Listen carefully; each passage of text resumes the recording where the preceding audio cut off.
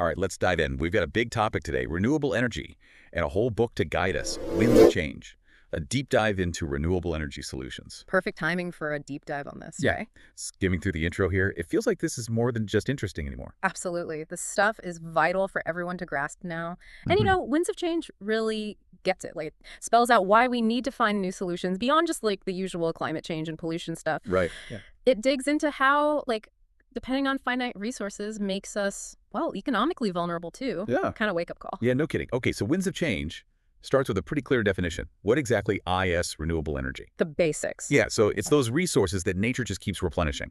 Sunlight, wind, water. Even stuff like biomass. Exactly. And when you put it like that, I mean, it seems kind of obvious, but then they contrast it with fossil fuels of the finite stuff, and it really clicks. It's about harnessing what nature constantly renews, not being stuck with limited resources, right? Yeah, exactly. And you know what I found really cool? How the book brings in the whole history of energy. Oh, yeah, I loved that part. Like, it reminds us we've always been looking for better, more efficient ways to power things. First it was wood, then coal, then oil and gas. And renewables, that's the next logical step. Totally. Yeah. Okay, so from there, Winds of Change walks us through the whole lineup of renewable energy sources. And naturally, they start with the giant, solar power. Everyone's favorite. Well, what really struck me were the different approaches. We've all seen those rooftop solar panels converting sunlight directly into electricity, right? Yeah. But the book also covers this thing called concentrated solar power. Oh, yeah, giant mirrors. Yeah.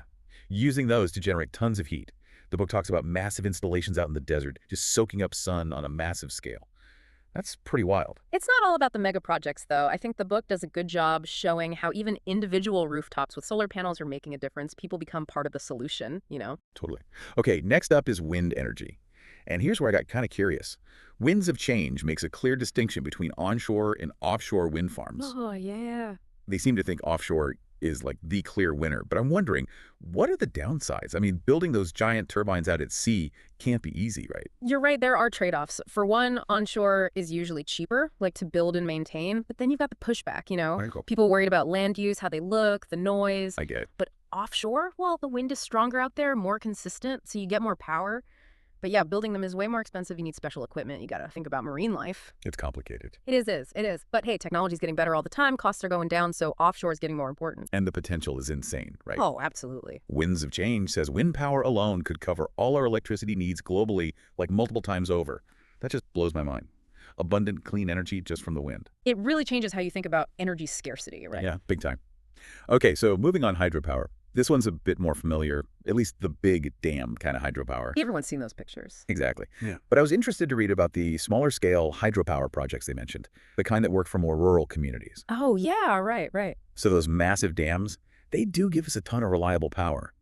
But the book doesn't sugarcoat it. They talk about all the environmental and social problems that come with them too. Makes you think. But smaller projects, focusing on those smaller rivers and streams, they seem to have way less impact. Yeah, the book makes a point about scale, how it matters. Totally. And then there's run-of-river hydropower too. Did you get to that section? I did. Using the natural flow, no need for those huge reservoirs or dams. Yeah. Might not generate as much power, but way more sustainable, right? Definitely. Speaking of things I didn't know much about before, geothermal energy kind of blew my mind. I know, right? It sounds like sci-fi. Tapping into the Earth's heat.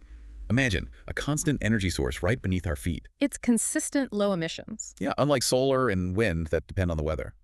But the book's honest about the downsides too, like those high upfront costs. Oh, yeah. And the fact that you can't just build a geothermal plant anywhere. You need the right geology. You do. It's got to be a place with a lot of underground heat flow, volcanic areas, stuff like that. But in those spots, it's gold. Okay, now for something I thought I knew about but clearly didn't. Biomass energy. I always picture just burning wood, But this book expands on it big time. Oh, yeah, it's more than just firewood. They cover biofuels, biogas, all made from organic materials. That's pretty cool. But there's got to be a sustainability angle here too, right? Definitely. Winds of Change hammers that home. Sure, biomass is renewable, but you got to be careful where it comes from. Can't just be depleting forests or taking land away from food production. That defeats the whole purpose. Right. It's not just the tech itself, it's how we use it. Okay, got to touch on this too, the super cutting edge stuff, pushing the boundaries. Tidal and wave energy sound almost futuristic. Oh, they do. Harnessing the power of the ocean, right? Yeah. But how does that even work? I mean, tidal power uses the moon's gravity or something like that? Well, yeah, it's the gravitational pull of the Earth, Moon, and Sun. Super predictable, but you need a very specific coastline and some major infrastructure to make it work. Gotcha. And wave energy. I mean, the ocean's always moving, so there's got to be tons of potential there. There is. But the trick is capturing that energy efficiently and without breaking the bank. That's where the challenge is. So still early days, but Lots of promise For around that. sure. Okay, we've done the overview of the different sources. Want to get a bit more into the nitty-gritty, like how it all actually works. Yeah, let's do it. The book gets kind of technical in that chapter on the science behind it all. Winds of Change breaks down how you take those raw, renewable resources and transform them into usable energy. The conversion process. Yeah. And understanding that is key to making renewables more efficient, more competitive with the old ways of doing things. Makes sense. And this is where it gets super interesting. I think the whole challenge of storage and distribution. The book really highlights this Ah, yeah, the big hurdle. because renewables are intermittent, right? The sun isn't always shining, wind's not always blowing, so you got to figure out how to store all that energy for when you need it. Exactly. Book talks about batteries a lot, and then there's this thing called pumped hydro. Pumped hydro is wild. Basically, using excess electricity to pump water uphill to a reservoir. Like a giant battery? Kinda. Yeah. And then when you need power, you release the water downhill through turbines. Boom, energy. That's awesome. Yeah. They even mention stuff like HVDC transmission, high voltage direct current. Never heard of that Oh, before. yeah, that's getting popular. Super efficient for sending electricity across long distances, especially for connecting those far-off renewable sources to the grid. So lots of innovation happening in the storage department. Oh, tons. Speaking of innovation, did you get to the part about perovskite solar cells? And floating wind turbines. It's like something out of a sci-fi movie. Perovskites are super efficient, could make solar way cheaper. And floating turbines, well, that opens up all kinds of possibilities. Imagine putting them in deep water where the regular ones can't go. And the tech is moving so fast, it's incredible. It is, it is. Okay, so we've covered the what, the why. And even a bit of the how. Exactly. Now ready to zoom out and look at the big picture, the whole global scene of renewable energy. All right, welcome back to our deep dive into all things renewable energy. Before the break, we were talking about the global push for renewables and how important it is that everyone has access to clean energy. Right, making sure no one gets left behind. Exactly. But now I think it's time to get a little more practical. Like, how do we actually make this transition happen? Go from our current energy system, which is, well, mostly based on fossil fuels, to one that runs on these incredible renewable resources. Yeah, let's get into that. Because Winds of Change doesn't just stop at talking about building more solar panels and wind farms. It goes deeper into the whole system, like how we need to completely rethink our electrical grid. That's a huge one, right? That whole network that distributes electricity, it's like the backbone of our energy system, and honestly, it wasn't built for this. Exactly. Mm. The book makes that point really clear. Our current grid just isn't ready to handle all these decentralized energy sources that are popping up everywhere. It's like trying to fit a square peg in a round hole. It is. The old grid was designed for those big centralized power plants, sending electricity out to everyone in one direction. Yeah. But now you've got rooftop solar, small wind farms all over the place. Energy coming from everywhere. Yeah. And that means the grid needs to be way more adaptable. It's got to handle power flowing in both directions, deal with all the ups and downs of renewable generation. And still make sure everything stays stable and reliable, right? Because no one wants the lights going out. Absolutely. And this is where all the talk about smart grids comes in. The book goes into detail about this. Oh, yeah. And microgrids, too, right? Those sounded super interesting. It's like little self-sufficient energy systems for communities. That's the idea.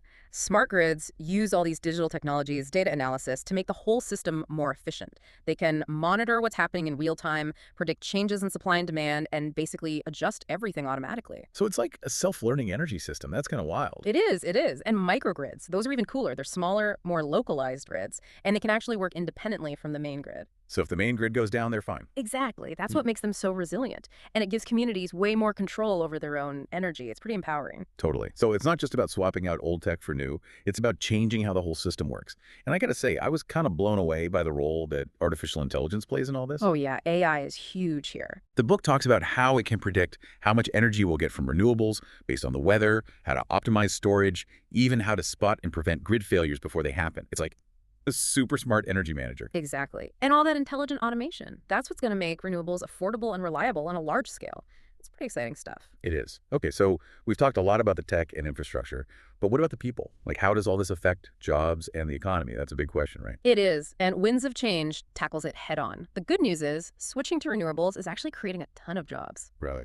Think about it. You need people to build all those solar panels, wind turbines, install them, maintain them. It's a whole new industry. And the book says it's creating millions of jobs globally in all sorts of fields. Oh, that's great to hear. It is, it is. And it gets even better. Winds of Change also talks about community-led projects like energy cooperatives where people come together to own and operate their own renewable energy systems. So people aren't just passive consumers, they're actually taking charge. Exactly. And it's a win-win. They get clean energy, it boosts the local economy, creates jobs right there in the community, and people feel like they have a real stake in their energy future. That's awesome. And ties back to what we talked about earlier about making sure everyone benefits, right? Right. It's about equity. Decentralizing energy production, letting communities participate, that's how we build a more fair and sustainable system for everyone. I love that. Okay, we've talked about the upsides, but let's be real, there are challenges too, right? Of course, of course. And Winds of Change doesn't shy away from those. One of the big ones that keeps coming up is this whole idea of intermittency. Hmm. Like, can we really rely on renewables when the sun's not always shining and the wind's not always blowing? I mean, that seems like a valid concern. It is, but the book makes a good point. It's not a deal breaker. Like we talked about earlier, energy storage is getting better all the time, batteries are getting more powerful, and pumped hydro is a proven technology. Right, right. Plus, smart grids can help balance supply and demand in real time. So even when renewable generation dips, we can still keep the lights on. So it's a work in progress, but we're getting there. Mhm. Okay, another concern the book talks about is the potential impacts on the environment. Like those big solar and wind farms, they take up space, right? Yeah, land use is definitely something to think about. And the book talks about how they could disrupt ecosystems, affect wildlife. It's important to acknowledge those potential downsides, but Winds of Change stresses that we can minimize the impact, like doing careful environmental assessments before building anything, choosing locations wisely. Making sure we're not just bulldozing over nature. Right. And there are ways to mitigate the impact, like creating wildlife corridors, using native plants around the installations. It's about finding that balance, you know? Renewable energy and protecting the environment can go hand in hand. Okay, I think it's time to talk about the elephant in the room, the cost. Switching to renewables just sounds expensive. I get that. I get that. And yeah, there are upfront costs, no doubt about it. But Winds of Change makes a strong case for thinking long term. Because once you've got those systems in place, you're saving money on fuel, you're reducing all those hidden costs of pollution and climate change. So it pays off over time. Exactly. And the cost of the technology itself, those have been plummeting. Solar panels, wind turbines, they're way more affordable now than they used to be. And we talked about all those technological breakthroughs too, right? Mm. Perovskite solar cells, floating wind turbines, better batteries. All that innovation is driving costs down even further and making renewables more competitive with fossil fuels. It's really amazing how quickly things are changing. It's a good reminder that we're not stuck with the old ways, right? There are solutions out there. Exactly. Okay, I think we've laid out the groundwork here that challenges the opportunities. The why, the how. Yep. Now, ready to see how this is all playing out in the real world? Winds of Change has a whole chapter on case studies, and it's packed with inspiring stories from all over the globe. All right, welcome back to the deep dive. Wow, what a journey this has been. We've gone deep into the world of renewable energy, and I gotta say, my head's still spinning from all the incredible info in Winds of Change. It's a lot to take in, right? From Yeah. those basic solar panels and wind turbines all the way to those complex smart grids and those mind-blowing new technologies. We've covered a lot of ground. We have. But as we wrap up this deep dive, I want to bring it back to you, our listener. Like, what does all this actually mean for you? What can you take away from all this talk about renewable energy? Well, you know, Winds of Change doesn't just throw facts and figures at you. It really paints a picture of what a future powered by clean energy could look like. A future where we're not hooked on fossil fuels anymore. Exactly. A more sustainable world, a fairer world. Mhm. And the book makes it clear that future depends on all of us. Yeah, it's easy to feel overwhelmed by how big this challenge is, right? But the book reminds us that even small steps matter. It all starts with awareness, with understanding the problems and the solutions. Just talking about renewable energy helps. Totally. And this deep dive, think of it as a starting point. Now it's up to you to keep learning, stay curious. There are tons of resources out there, online, in your community. Yeah, keep digging. And beyond just learning about it, Winds of Change really pushes us to make different choices in our daily lives. Like what kind of energy we use at home. Exactly. Supporting businesses that care about sustainability. Speaking up for policies that support renewable energy. Those little things might seem insignificant, but when millions of people do them, that's when real change happens. And remember, you're not in this alone. Find others who are passionate about this, join a group, support those organizations that are fighting for a renewable future. This whole deep dive has really shown me it's not just about the technology, it's about people. It's about communities taking charge, working together to create a better world. For themselves, for their kids, for everyone. And Winds of Change leaves us with a powerful message, I think. A message of hope, a call to action. It reminds us that the future isn't set in stone, it's something we create. And by embracing these winds of change, by working together, we can build a brighter, cleaner, more sustainable future for everyone. Well said. So if this deep dive has sparked your interest, I can't recommend Winds of Change enough. It's an amazing book, packed with knowledge and inspiration. And who knows, it might just change the way you see the world. Thanks for joining us on this incredible journey into renewable energy. Keep exploring, keep learning, and keep those winds of change blowing.